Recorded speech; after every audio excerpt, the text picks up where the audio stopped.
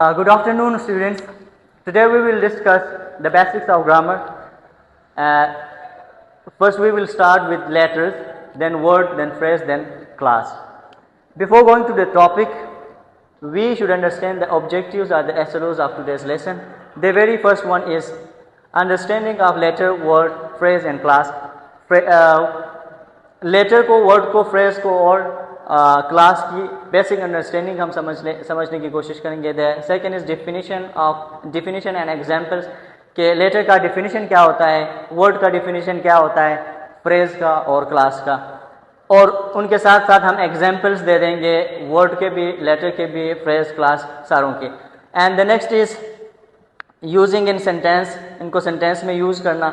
Identifying letter, word, phrase and class in sentences. Sentence अगर आपको दिया जाता है तो उसके अंदर कहाँ लेटर क्या है, उसके अंदर वर्ड क्या है, फ्रेज क्या है और क्लास क्या है. We will start with the basic term that is letter.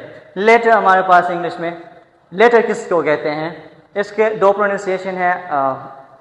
First is American pronunciation, that is letter, and British letter, letter, and और पाकिस्तानी और इंडियन इंग्लिश में हम उसके लिए यूज़ करते हैं लेटर. हम उसको लेटर बोलते हैं, सारा वर्ड बोलते हैं, टी को भी आर को भी. और अमेरिकन इसमें टी को आर से रिप्लेस करते हैं तो लेटर बोलते हैं. और ब्रिटिश इसमें आर को लास्ट में बर्ड साउंड के तौर पर प्रोनाउंस करते हैं तो उसको हाफ प्रोनाउंस करते हैं. Clear? Now try to understand what actually word a letter is. A letter is a symbol used to represent one और more sound in a language.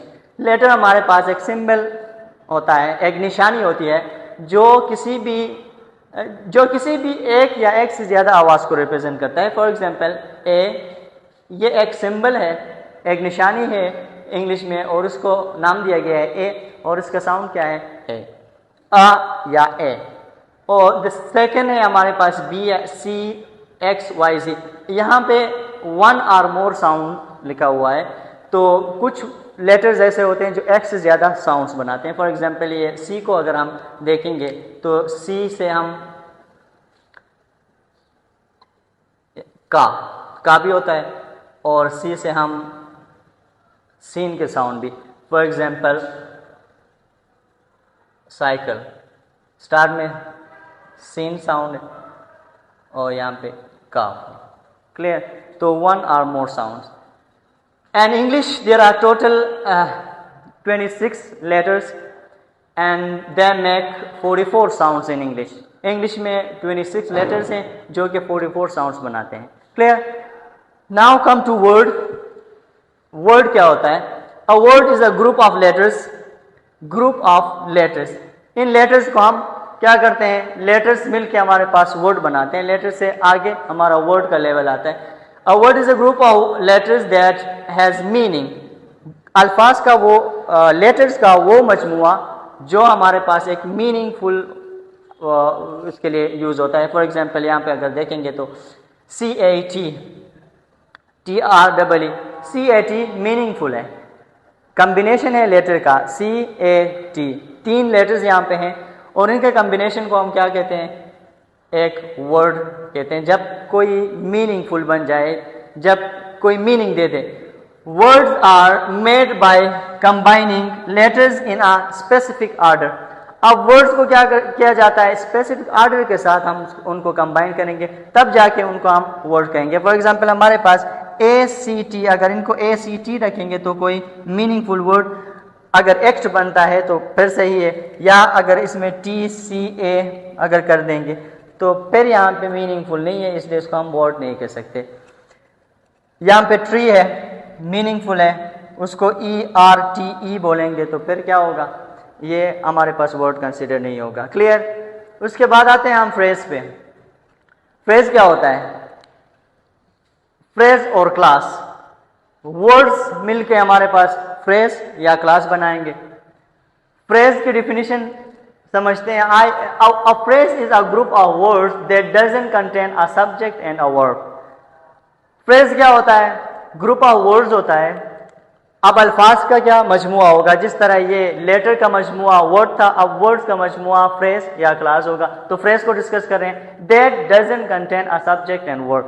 वो जो अल्फाज का मजमुआ होगा इसमें कोई सब्जेक्ट और कोई वर्ड का फंक्शन नहीं करेगा। For example a big house, ये क्या है हमारे पास फ्रेज है।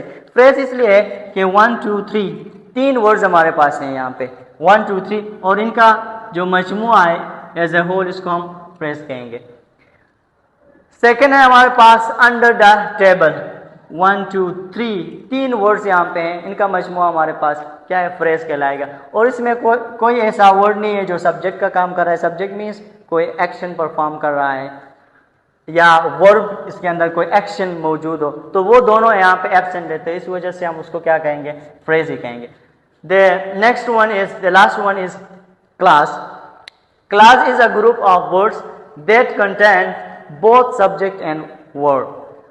क्लास अल्फाज का मजमुआ होगा, that is the same thing here, group of words, but the difference comes here with the presence and absence of the subject and verb.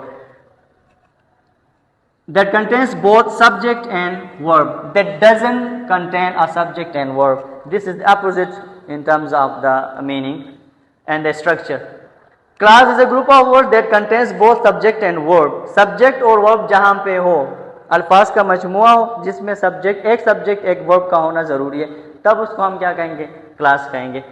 फिर examples को देखें, अली स्टडीज हार्ड, यहाँ पे अली आपके पास सब्जेक्ट है एंड स्टडी आपके पास वर्ब है, and then the rest of the sentence, इसको हम क्या कहेंगे, क्लास कहेंगे। एन इंडिपेंडेंट क्लास कहेंगे इसको। इंडिपेंडेंट क्लास इसलिए इसको कहेंगे कि ये अपने आप में कंप्लीट मीनिंग हमें कन्वे कर रहा है। It stands alone to convey a meaning or any idea. Second, if Ali goes there, subject Ali goes. Okay, यहाँ पे फ्रेज और क्लास के टाइप्स में डिस्कस नहीं कर रहा हूँ अभी will discuss it in the next lecture, right. Phrase में noun phrase, prepositional phrase, word phrase and so on. और क्लास में इंडिपेंडेंट क्लास, डिपेंडेंट क्लास, और डिपेंडेंट क्लास के अंदर फिर क्लासेज आते हैं हमारे पास, नाउन क्लास, एडवर्ब का क्लास एंड सो ऑन। इनको हम डिस्कस कर लेंगे, क्लियर, नेक्स्ट में।